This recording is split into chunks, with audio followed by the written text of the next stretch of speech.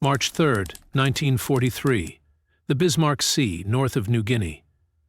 Major Edward Larner commands 12 B-25 Mitchell bombers, approaching a Japanese convoy at an altitude of just 200 feet. What happens in the next 15 minutes will fundamentally change naval warfare in the Pacific. This is the story of how one innovative tactical development destroyed an entire enemy convoy and closed the sea routes to New Guinea. By early 1943, the Allied air campaign against Japanese shipping was failing. American bombers attacking from conventional altitudes of 8,000 to 10,000 feet were achieving dismal results. The mathematics were simple. A bomb dropped from 10,000 feet took nearly 60 seconds to reach the ocean.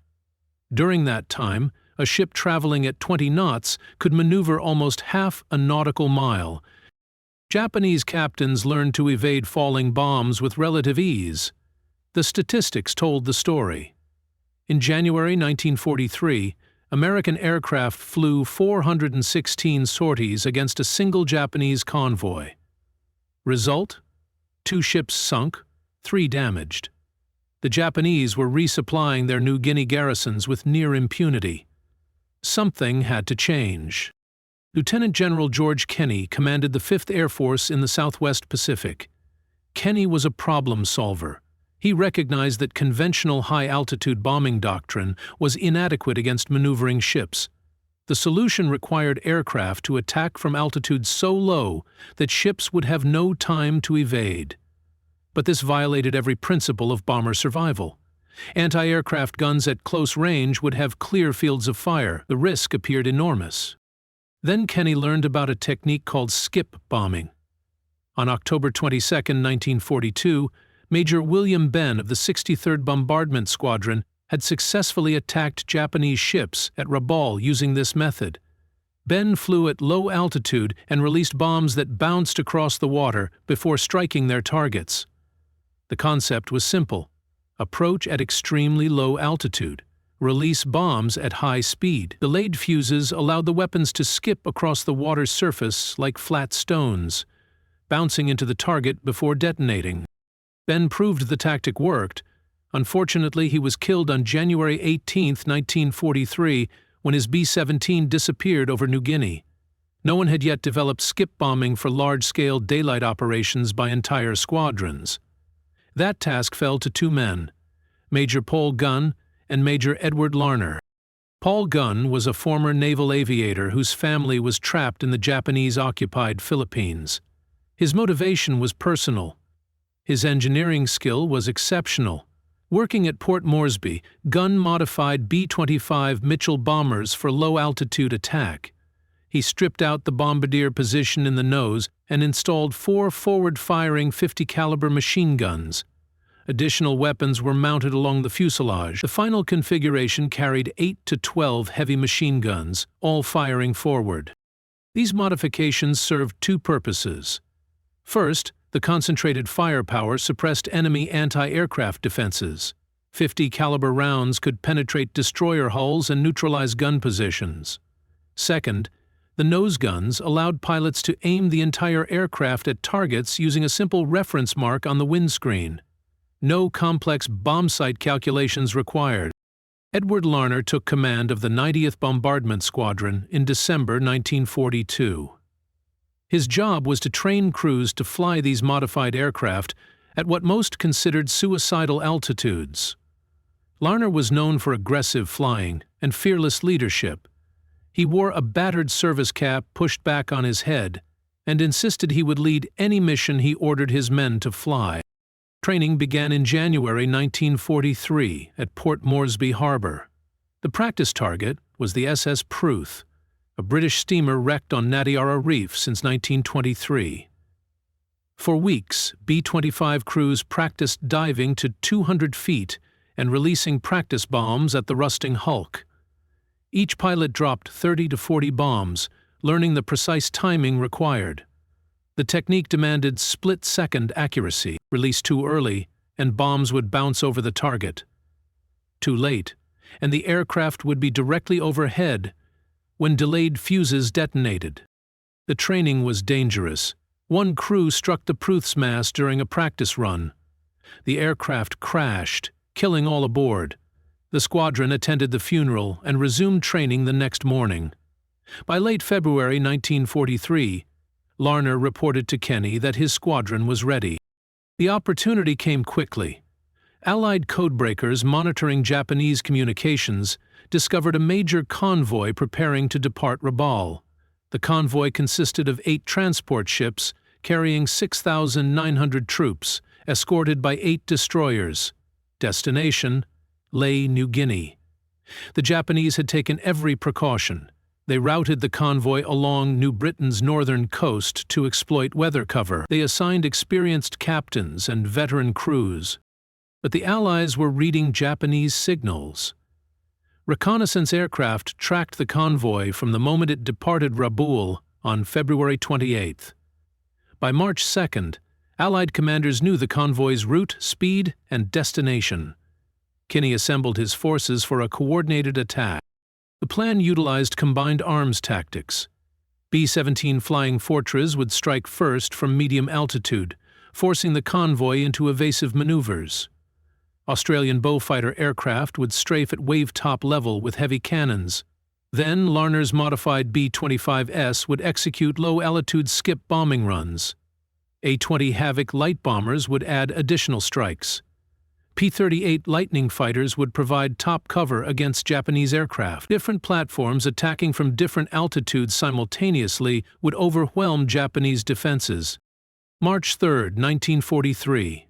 Weather conditions: clear. Reconnaissance aircraft relocated the convoy in the Bismarck Sea, approximately 50 miles southeast of Finschhafen. Kenny gave the order: all units attack. At 8:55 hours, Larner gathered his squadron commanders for final briefing. Orders were direct. Approach fast and low. Use forward guns to suppress defenses. Skip bombs into hulls. Escape at maximum speed. Attack in elements of 3 to 4 aircraft. Wingmen provide covering fire. Lead planes concentrate on bombing. The critical factor was timing. At 200 feet and speeds between 200 and 250 miles per hour, the margin for error was measured in fractions of a second. At 1,000 hours, B-17 bombers from the 43rd Bombardment Group initiated the attack from 7,000 feet. Japanese anti-aircraft response was immediate and intense. One transport was hit and began listing. Another caught fire. Most bombs missed, creating massive water columns but causing little damage. Japanese captains believed they could handle conventional high-altitude attacks. Then, 13 Royal Australian Air Force Beaufighters arrived at masthead height, traveling over 300 miles per hour. Their 20mm cannons ripped through destroyer superstructures. Machine gun fire swept transport decks. Japanese gunners trained for high-altitude threats suddenly faced horizontal targets crossing their field of fire at extreme speed.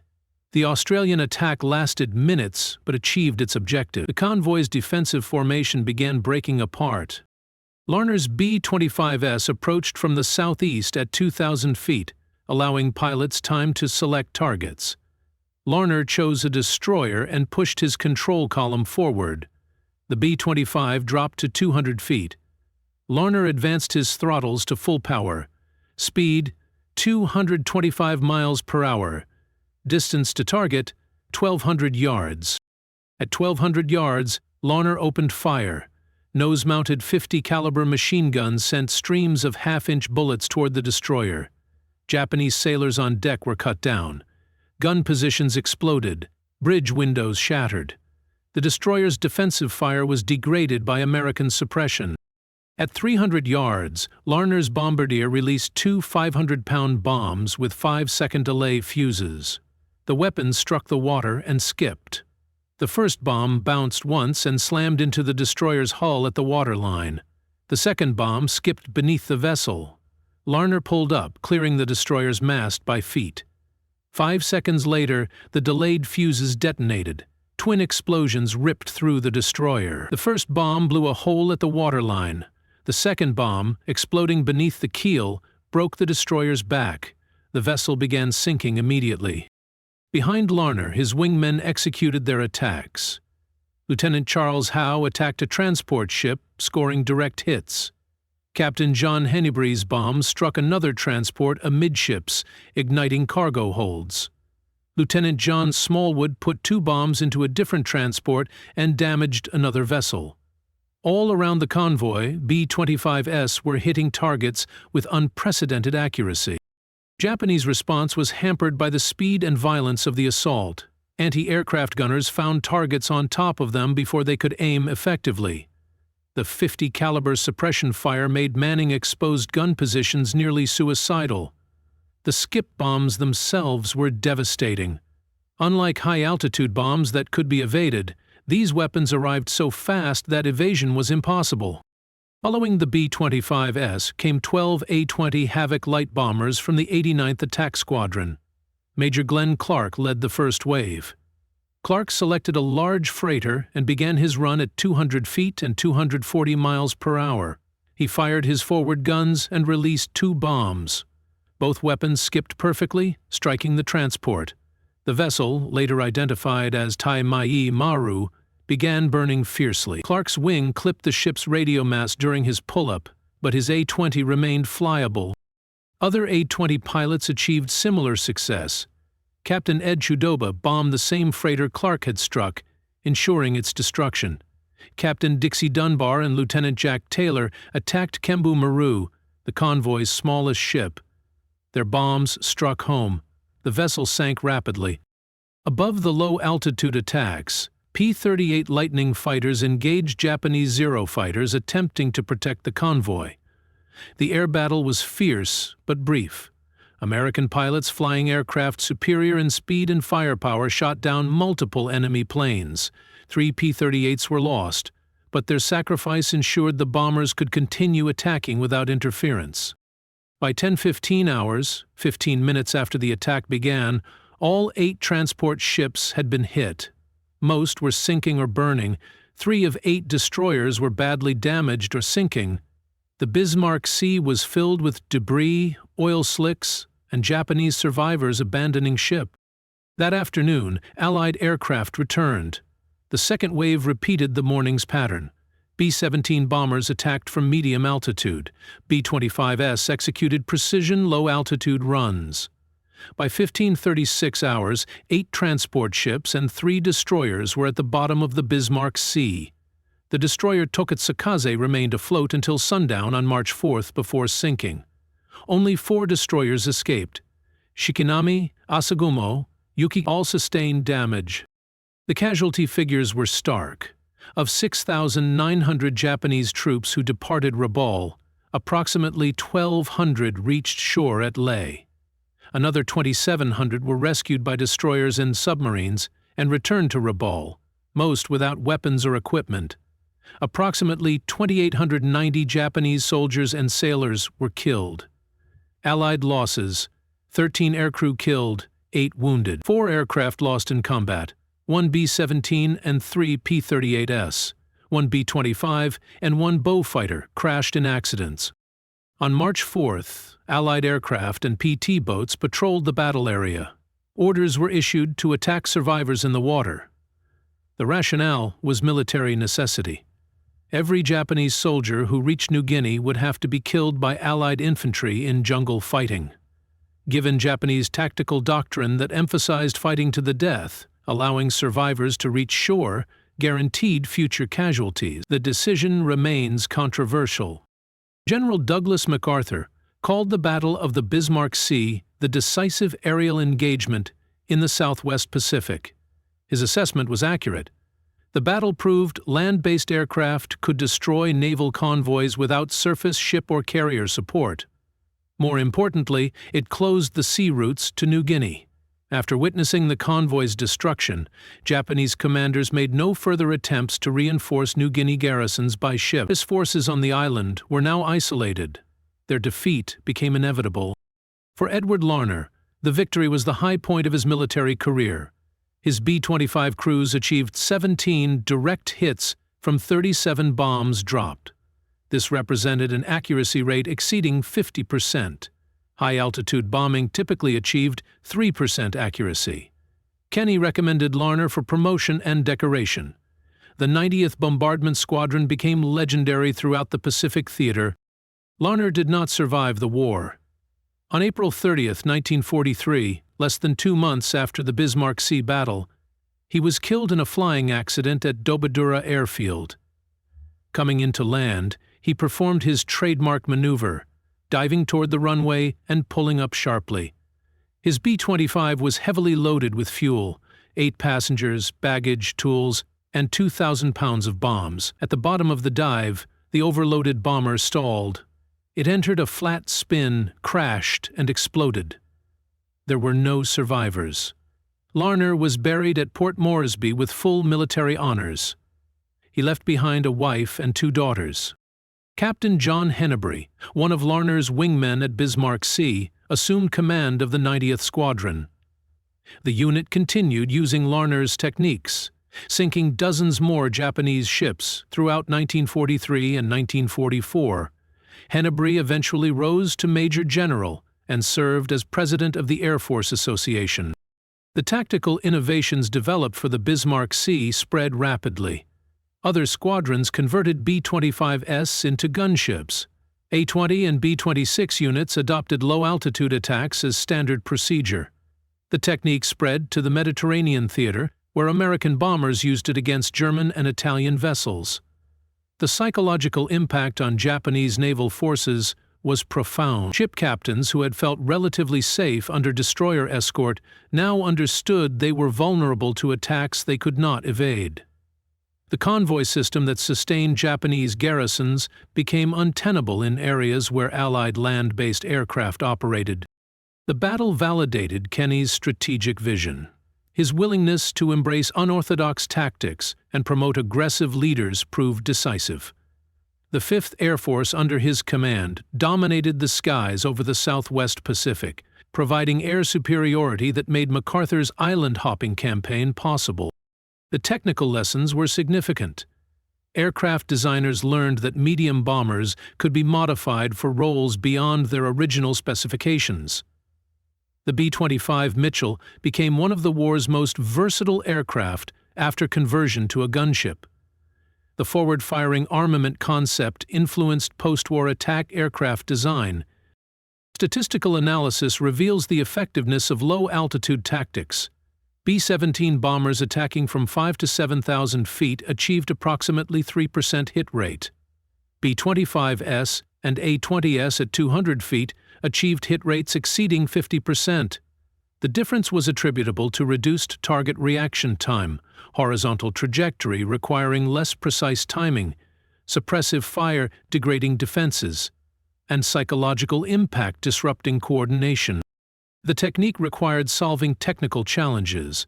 Bombs needed delayed fuses that survived water impact without detonating. Fuse delay had to allow aircraft to escape blast radius while ensuring weapons detonated against targets. Pilots learned through practice that releasing bombs from exactly 200 feet at speeds between 200 and 250 miles per hour produced consistent results. Deviations of 20 feet in altitude or 10 miles per hour in speed caused bombs to sink immediately or skip over targets. The modified B-25S represented remarkable field engineering. Paul Gunn and his maintenance crews performed modifications that North American aviation had never envisioned. Structural changes to mount additional weapons, electrical systems to fire multiple machine guns simultaneously, and ammunition storage for thousands of .50 caliber rounds were all improvised with limited resources. Many maintenance personnel worked 18-hour days keeping aircraft operational. The battle highlighted the importance of intelligence in modern warfare. Allied victory was possible because codebreakers revealed the convoy's route and destination. Reconnaissance aircraft located and tracked ships despite weather. Communication systems coordinated attacks by multiple squadrons across vast distances. The Japanese convoy failed because every aspect of its mission had been compromised by superior Allied intelligence. In the broader Pacific War context, the Battle of the Bismarck Sea marked a turning point in the New Guinea campaign. Japanese forces on the island, already pressured by Australian and American ground forces, were now cut off from reinforcement and resupply. The garrison at Lae, which the destroyed convoy was meant to reinforce, fell to Allied forces in September 1943. The Japanese defensive perimeter contracted as island after island fell to amphibious assaults supported by air power, built on the foundation laid at Bismarck Sea. Modern military analysts identify key factors contributing to Allied success. Tactical innovation solved the problem of hitting maneuvering ships. Realistic training prepared crews for combat conditions. Combined arms coordination used different aircraft types in complementary roles. Excellent intelligence provided targeting information. Technological adaptation modified standard aircraft for specialized roles. Together, these factors were sufficient for victory. Edward Larner's legacy extends beyond his short life. His willingness to perfect an unconventional tactic saved Allied lives. Every Japanese soldier killed in the Bismarck Sea was one less enemy that infantry would face in New Guinea jungles. The technique Larner perfected became standard for anti-shipping operations throughout the Pacific War. Thousands of Japanese vessels fell to low-altitude attacks over the following 2 years. The maritime supply lines Japan needed to sustain its empire were systematically severed. The principles validated at Bismarck Sea remain relevant to military operations. Innovation can overcome conventional limitations. Realistic training prepares forces for combat. Integration of different capabilities achieves effects greater than individual components. Adaptation of existing systems meets requirements faster than developing new solutions. Intelligence exploitation provides decisive advantages. The Battle of the Bismarck Sea destroyed a Japanese convoy through innovative tactics executed with skill. 12 ships sank. Thousands of enemy troops died. The route to New Guinea closed. The war's course shifted toward Allied victory. All accomplished in 15 minutes of combat at 200 feet above the ocean, demonstrating what innovation, training, and determination could achieve against conventional military wisdom. Edward Larner changed naval warfare. The pilots who followed him carried his legacy forward. The tactics he perfected sank hundreds of Japanese ships. His name belongs among military history's great tactical innovators. This is the story of the Battle of the Bismarck Sea.